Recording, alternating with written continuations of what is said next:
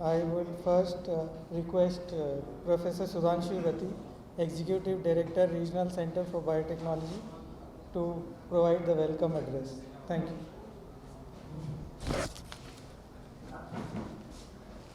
Thank you, Deepak. Good afternoon, everybody. A warm welcome to all of you.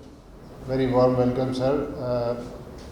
And many thanks for accepting our request to come over and inaugurate, or rather dedicate to the nation the Indian Biological Data Center. In my subsequent presentations, you will hear more about IBDC and various features that have been enabled. But I would only say right now that this is a very high supercomputing facility that has been established by Department of Biotechnology, and it is fully operational right now. And that is when we thought that let us request you to dedicate this to the nation. Thank you very much for doing this. I think we'll go through the other parts of the program which will explain to you what are various features of this facility. Over to you. Thank you, sir. First, we'll have a short presentation by the head of the IBDC project, Professor Saurabh Raghuvanshi. Saurabh.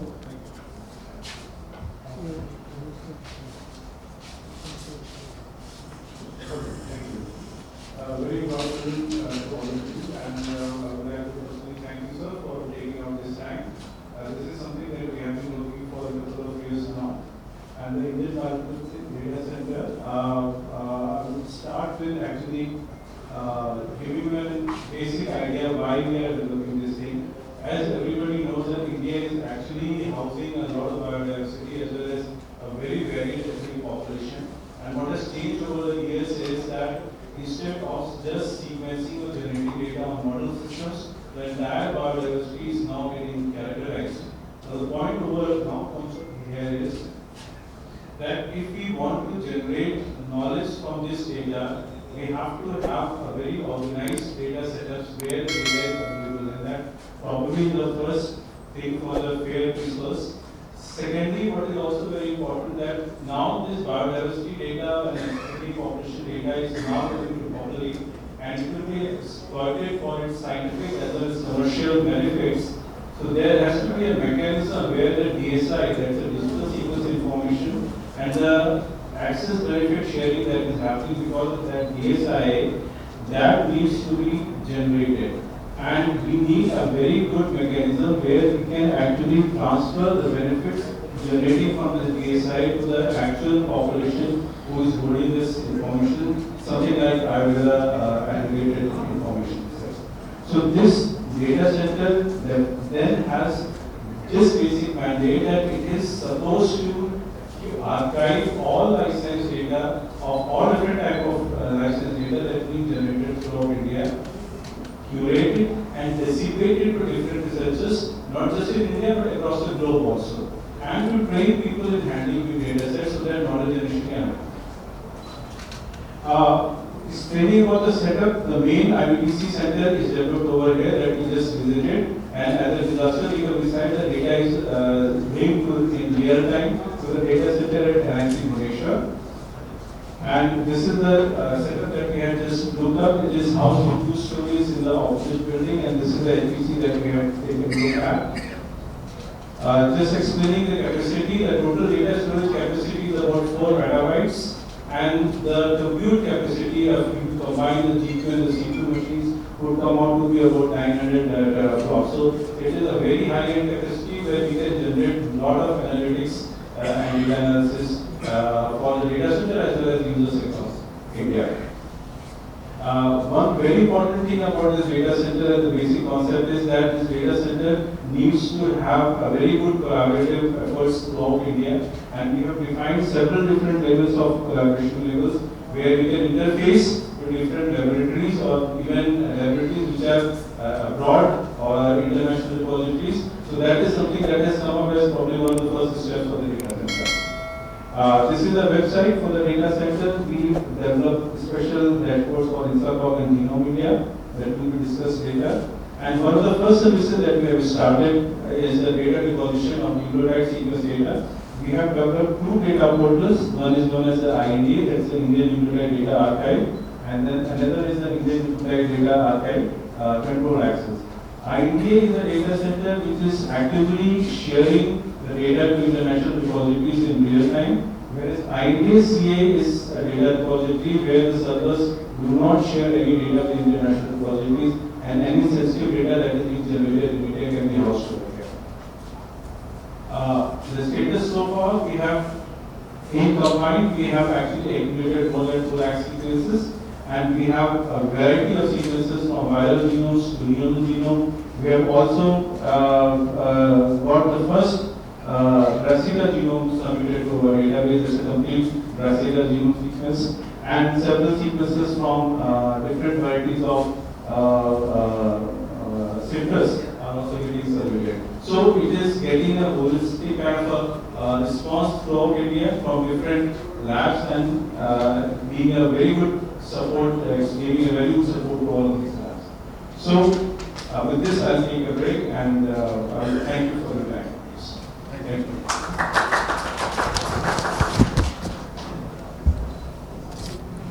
Thank you, sir. I now request Professor Sudhanshu Rathi to tell us about the INSACOG program.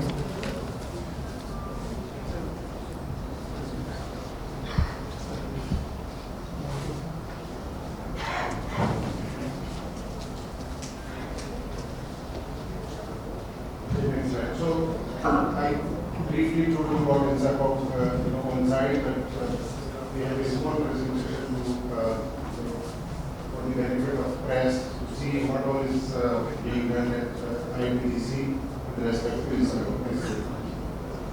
So INSACOG is actually Indian SARS coronavirus 2 genomics consortium that has been created jointly by Ministry of Health, Department of Biotechnology, CSIR, and ICMR. The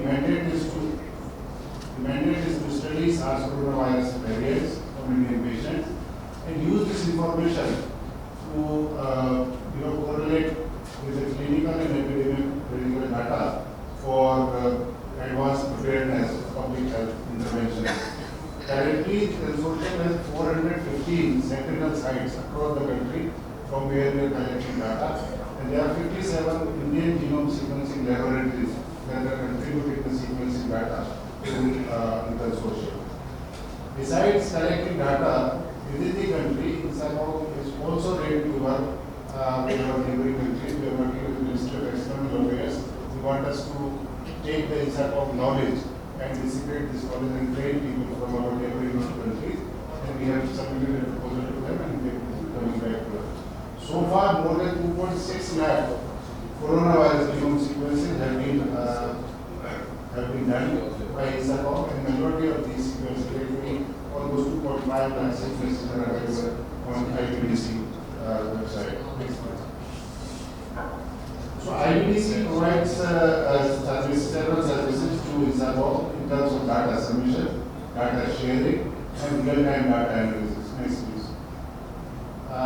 So, for example, when somebody submits, their sequencing data to IBDC servers, it gets correlated and it gets, reflected on this table, and the latest data that has been submitted is on the 2nd of November by Regional Centre of Biotechnology. You can see the graph over there on the map over there clearly shows that most of the sequence has been done from Karnataka and West Bengal. For various states, you can just in touch basis to find out how much sequences come from each of the states of India. Next. So we generate this data in real time, and a weekly picture of various variants is available on India basis. For example, you can see that this is the early epidemic, early during the epidemic. This is all the Wuhan virus, the earlier virus. Then we had the Delta virus, which was prevalent, this is in red. And now we have all the Omicron variants of different color that have started to come up. And in the 42nd week of 2022, which is the last week, you can see the majority of these samples are BA 2.75, which is Omicron variant. Next video. The data, for example, this shows the current scenario of XBB variant. So XBB variant, we can see that on all India basis, 43% of sequences are coming from XBB. Next, please. We have distributed the data across various geographical locations in India. For example, this gives you the picture of the central India. In central India, we do not see XBB. It's only BA2.75, 100% of it. Next, please. In East India, we begin to see XBB, which is about 33%. Next, please. In Northeast India, again, BA2.10 is the major, Omicron variant, which is almost 75%. Next, please. In North India, we have XBB, which is about 40%. Next. In South India, XBB is a very high frequency at 76%. Next, please. In West India, XBB is lower, only at 20%. Next. So you can see that all of these data are available in real-time basis. So right now you can click on our portal to see what is the situation. And if you just analyze all the data that has been submitted there, 2.5 lakh sequences, 50% sequences are of Omicron. And that is because a lot of sequences have come later from Omicron, but 26% also, 28% sequences come from Delta. Next, please.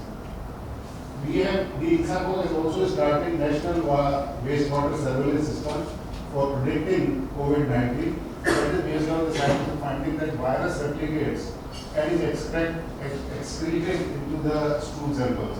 So in the sewage sample, we should be able to detect the RNA of the virus and use that data for predicting the impending epidemic. Next, please.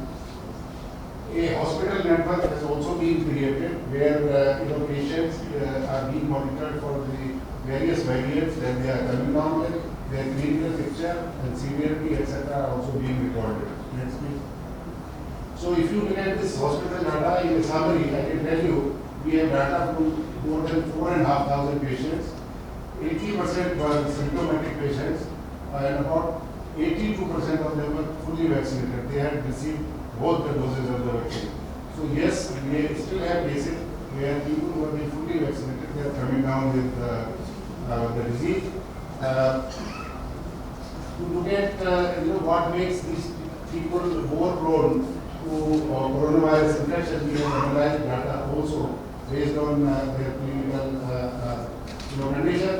16% of the patients were hypertensive, 14% of the patients were diabetic, and out of all these patients, only 20% patients required hospitalization. This is very different from last year. A lot of patients were requiring hospitalization, and only about 20% of these patients are requiring hospitalization. So you see, we have spread data over here in the first quarter of, this is the fourth quarter of 21, first quarter of 22, first quarter of, second quarter of 22, and third quarter of 22. You can see in the, initially we see Delta, very little Omicron, but by this scenario, April to June 2022, there was only one Delta case left. And in July to September, there is no Delta case, and most cases are of Omicron. All this data can be created in real time using the information available on IBDC portal. Next. So India has done a lot of sequencing. This is the scenario worldwide.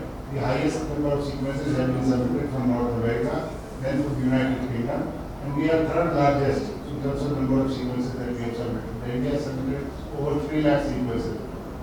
Then only, I think Australia comes after us. Next, please.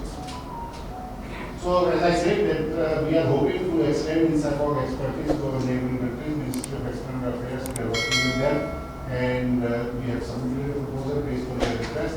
They have shortlisted countries like Bangladesh, and Sri Lanka, Mauritius, Bhutan, 4 or 5 countries they have selected. They want us to bring their people so that they can do this. Next week. So just to summarize the activities, INSACOG has sequenced more than 2.6 lakh SARS coronavirus to genome.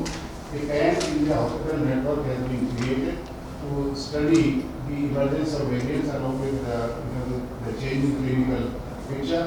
There is a proposal to extend INSACOG activities to neighboring countries. A sewage surveillance proposal has been prepared and is just being reviewed for funding. Right now, as we speak, the data was just analyzed this morning. BA 2.75 is the dominant lineage that is circulating in the country. Almost 49% or 50% cases are from BA 2.75. XBB is emerging variant. Right now, there are about 37-38% cases from this variant. And since we have seen XBB is emerging slowly over the last 3 weeks or so, we think that this is a variant which is likely to cover most of the India. However, no increase has been seen in the severity or no increase has been seen in the hospitalization, and therefore does not seem to be of major worry as of now. But we continue to advise people to use behavior that will keep coronavirus away. I think that's it all I have. Thank you very much. Thank you, Professor Bharti. I would now request DBT Secretary Dr. Rajesh Gokhale to say a few words.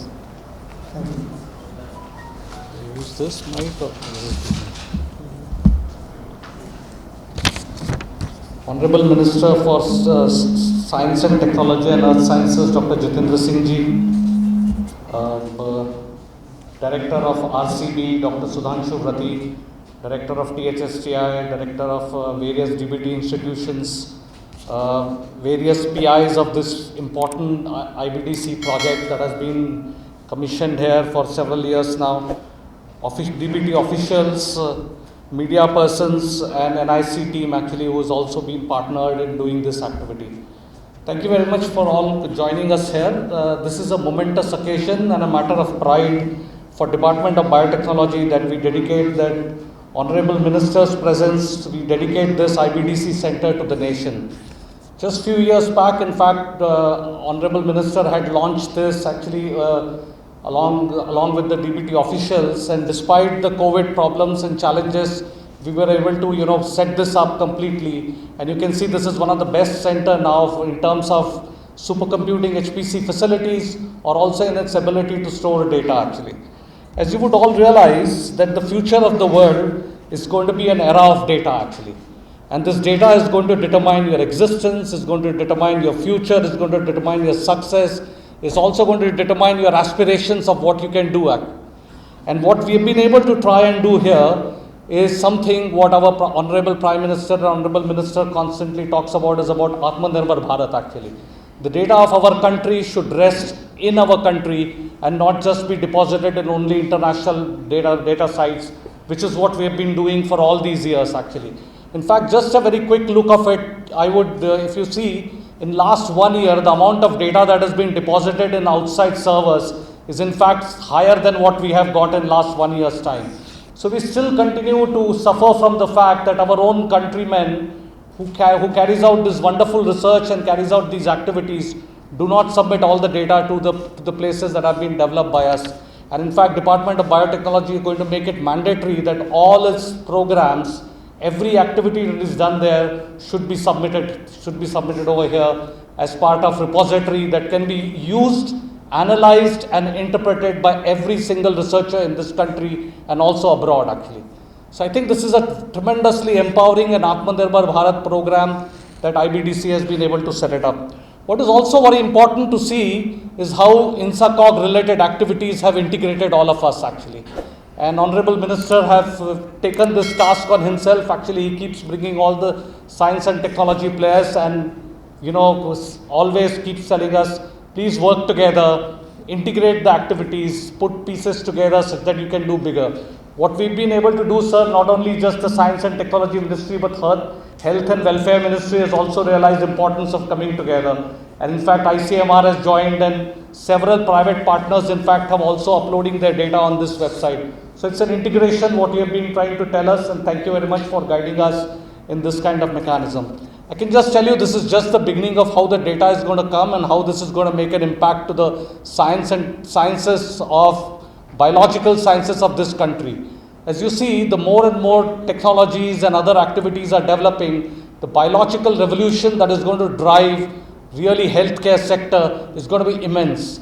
In fact, it's a conversion of the data human and machine artificial intelligence is together what will decide how the healthcare systems will function in future of the generations to come. And this is a very important step that will actually highlight and take care of our future of health of our country, which has to be secured under any circumstances, and all the aspects of while we actually look into all the other areas of research.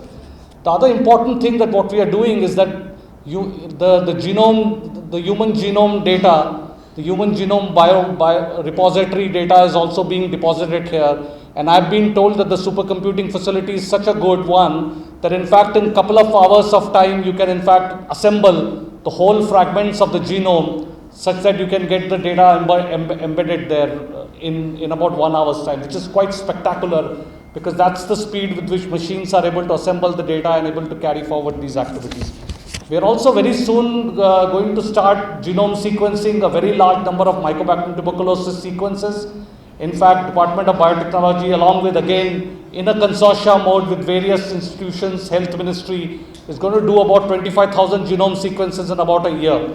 Now, whereas the COVID sequence is about 30,000 genomic alphabets, the mycobacterium tuberculosis is about 4.2 mega base pairs, so about 42 lakhs of genomic bases.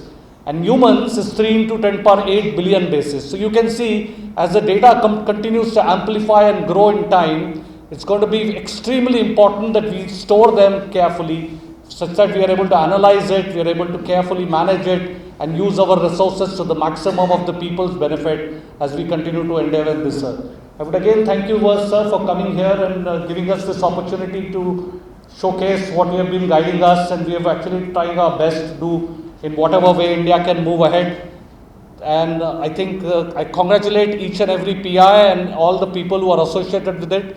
I know IBDC cannot be run by just few people. It requires a team who work relentlessly from there. Also Department of Biotechnology team who have put together their time and have carried out these activities. Thank you all for this mission, and I again congratulate all the members who are involved in this activity. Thank you. Thank you, Dr. Bhubaneshwar, for those for your clarity of thought and your support for the program. I would now request Honorable Minister Dr. Jitendra Singh to please inspire and motivate us with a few words. Thank you.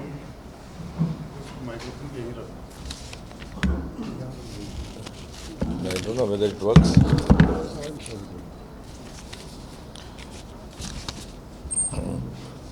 Secretary, Department of Biotechnology, and one of the leading biotechnology scientists and researchers of the country, Dr. Rajesh Gokhale, Dr. Sudhanshu, Dr. Pramod Garg, the directors of different institutes, PIs, members of the fraternity, ladies and gentlemen.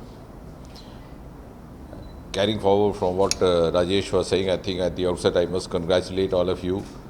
You have actually made a milestone today. I know how much is being realized outside this room, but sooner or later those who are affected by or benefited by the kind of work you are doing would actually realize that this is in fact a turning point in our research and development program as far as health translational work is concerned.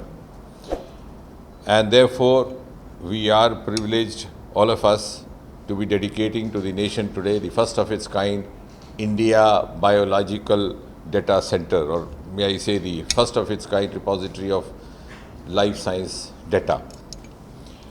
Now, why to have a data bank at all? And that too, why an Indian data? Of course, one of the guidelines put across by the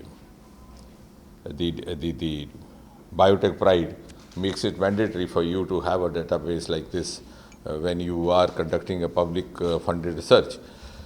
But nevertheless, even if we didn't have that, I'm sure all of us as scientific workers and researchers would realize that we actually needed to have a data repository like this, regardless of the guideline, regardless of whether it's mandatory or not, because otherwise you can't move forward. So unless we have a data bank, we are not in an optimally placed position to move to the next level to make the future projections, also to go back and learn retrospectively from the past statistics and data. So in order to actually supplement our work as researchers, we need to have a data bank. So that's, I think, more than evident, and I hardly need to reiterate to this, the fraternity under this roof, because all of us are engaged in this. But more importantly, why to have Indian data?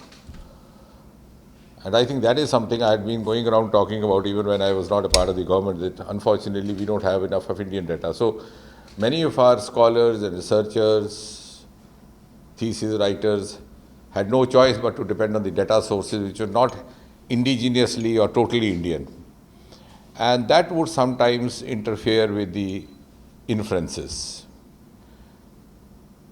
Because, as I have coined a dictum, Indian data for Indian solutions, Indian treatment for Indian patient.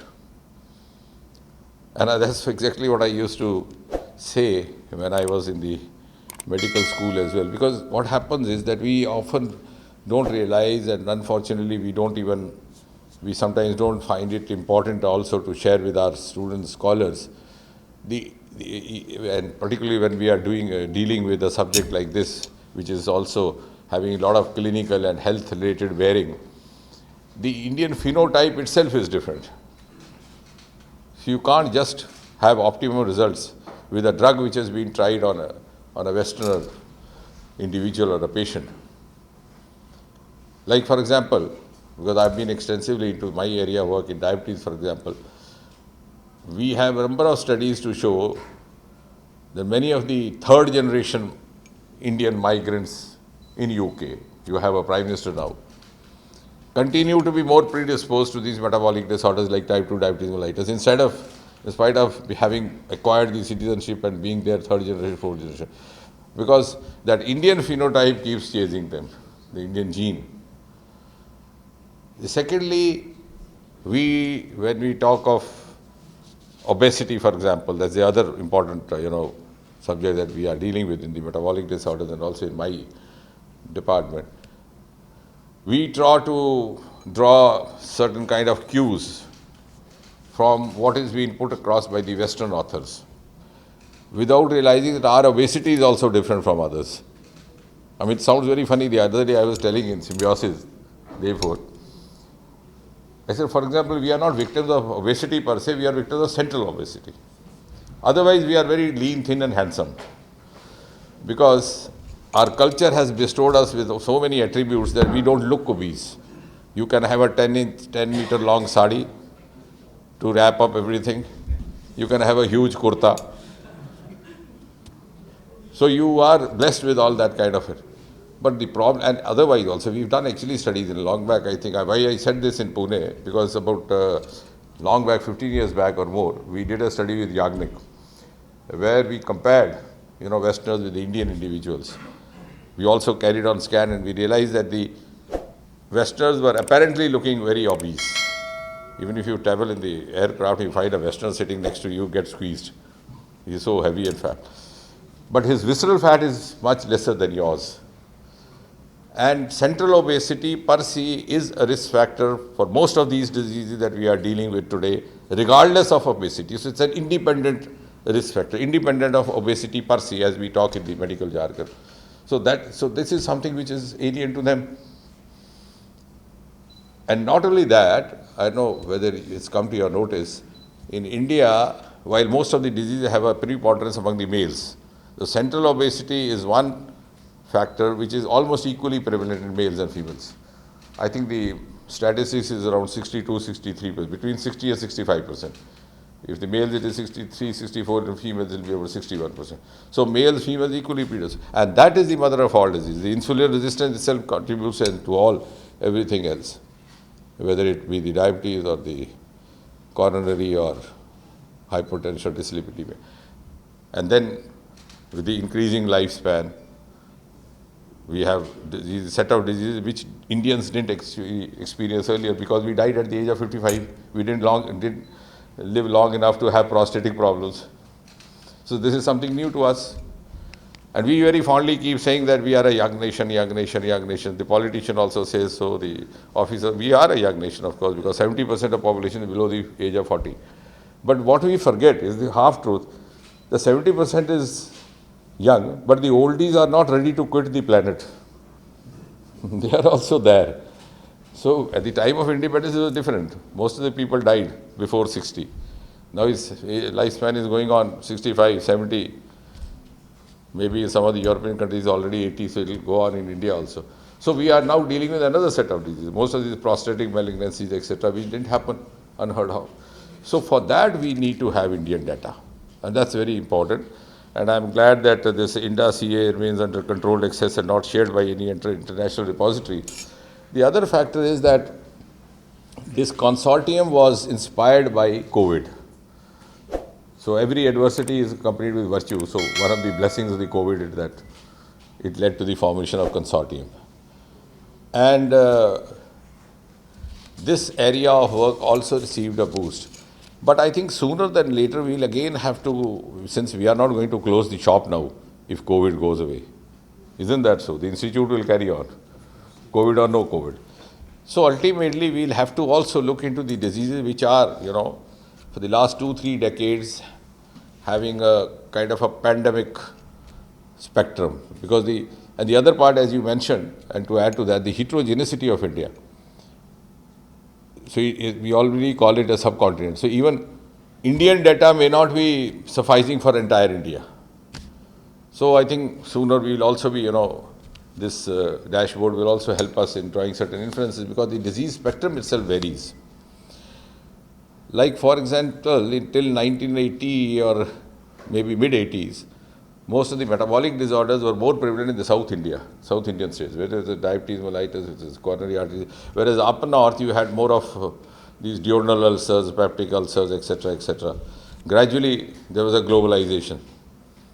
And I've done a number of case studies published also. There was an interesting case study of a bureaucrat, an officer from North India. That was late 80s. So he started feeling thirsty. So every now and then he would, feel like having water. So he told his attendant, don't wait for me. The moment you see the glass empty, you pour more, so that I don't disturb you and you don't disturb me. And he carried on like that for many days. When he reported to us, we got him tested, because he didn't know what it all meant about, because in North India it was not much heard of. And I think that's also because lack of data made us depend on our institutional wisdom or our legacy wisdom, or what we fancifully said experience. The guide would tell me, my guide used to tell me, because that time we didn't have that. He said, my observation is that if a person gets diabetes, he lives longer.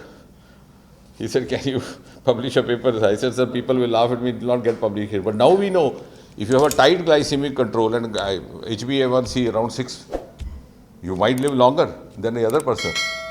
Because your parameters are then, because your body has as good a physiology as a normal human being doesn't realize. Similarly, in the diabetes pregnancy, because I was part of that guidelines which came under Dr. Seshia, which is now being recommended by WHO, the GDM guideline, we have abundantly proved, if you give a milieu, and that is also the intrauterine thesis now, if you give a milieu to a child or the fetus so that it doesn't realize his mother is suffering from diabetes or whatever metabolic, he or she would be born without carrying any preponderance of the disease.